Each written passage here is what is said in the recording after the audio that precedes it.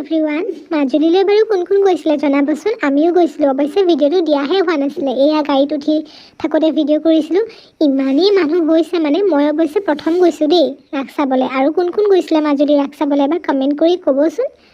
এয়া নিমাতী ঘাট পাওঁতে ভিডিঅ'টো কৰিছিলোঁ ইমানেই মানুহ টিকটৰ লাইনত ৰৈ কিমান দেৰি মূৰত পাইছোঁ ঠিকনা নাই ফাইনেলি আৰু ফেৰী ভিতৰত সোমালোহি এয়া অকণমান দেখাই দিছোঁ যথেষ্ট মানুহ হৈছিলে তাৰপিছত নামি লৈ এয়া মাহীহঁত আহিছিলে আমাক আগবঢ়াই নিবলৈ গাড়ীৰে তাতে উঠি আৰু গৈ একেবাৰে চামগুৰি সত্ৰ সোমাই দিলোঁ তাত আমি যোৱা নাছিলোঁ এবাৰো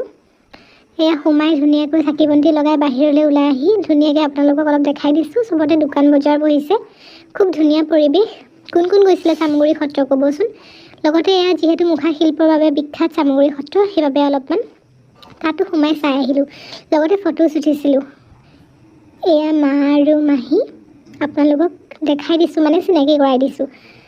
ৰাতিলৈ এয়া ৰাস চালোঁ কোন কোন বাৰু ৰাস চাইছিলে মানে ক'ত কেনেকৈ চাইছিলে জনাবচোন মই ডেকা সেনছত চাইছিলোঁ এয়া ৰাধা কৃষ্ণৰ একেবাৰে শেষৰ সময়খিনি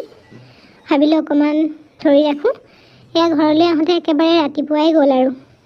জীৱনত প্ৰথমবাৰ ৰাস চাইছোঁ যদিও একেবাৰে শেষৰলৈকে চাইছোঁ আৰু যথেষ্ট ভাল লাগিলে ভাবিলোঁ অকণমান মই নিজেও ওলাই দিওঁ নহয়নে মোক চালেহে আপোনালোকৰ ভিডিঅ'বোৰ চাবলৈ মন যাব ন এয়া আকৌ জেঠাই ছোৱালী মাহী ছোৱালী আৰু ভণ্টি তাৰপিছত আৰু ঘৰলৈ আহিলোঁ আৰু পিছদিনা সেয়াই বাই বাই